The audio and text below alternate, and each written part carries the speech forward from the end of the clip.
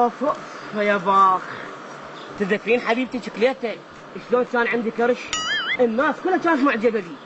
اي وشنو قصدك؟ يعني انا خربت جسمك وضعفت كرشك؟ ايش فيك جدي؟ فابلش قبل ما نتزوج بالمنطقه كانوا يسموني فتى الاكراش، وهسه هذا جدسو وجعمقه يعيبون على كرشي مع الاسف. اقول لك انت قاعد لي بنص الشارع وتصيح علي، هو غير المدرب كتب لك كورس قال لك امشي عليه، انت نفسك زنيق كتب لك ماعونين تمن بالليل تاكل وتشريب تضرب وياها، انت بس تاكل زلايط، شو اسوي لك؟ ايش بيدي عليك اني؟ كرشي راح وشوفي ظل غير الهم على اسف. اوه ابي القبقه بجدره. ختلي روحي.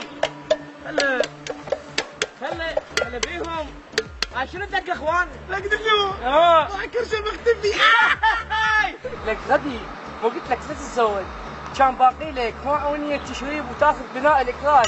اضحك هسه اخوان ما شاء الله عليكم، كروشتكم صاعده. ايش عبالك الان؟ العفو هالايام وين قاعد تتمرنون بالحسد؟ ليلا يم الحاتم. اي حبيبي اعلمك طريقه؟ اي والله فدوى العين. يوميا تاكل لك جدرين مال برياني بس تكون اكبر من هاي، وياهن بطل بيبسي، اوكي؟ وتطلع بالشارع راحت كل ليش؟ ليش؟ انا اقول لك تروح تدور لك على فاتحه، بس تكون فاتحه معدله، انت تعرف شلون تاكل. عافيكم. لك ايش سوى؟ شنو؟ لك شلون تعطي كورس؟ اي والله صحيح. لك احنا اخذناه ب 20,000. اي. لك عرفته منو؟ لا. ما عليه زين. منو هذا؟ لك هذا كان من نفوت يقول هي معاف هي. اي والله صدق. بابا لك يوزعون على الرجل بدك تمات. تعال.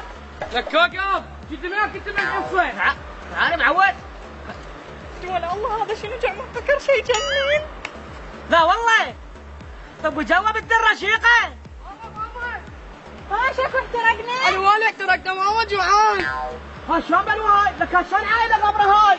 وين عليكم؟ طب وجواب الدرشيقه.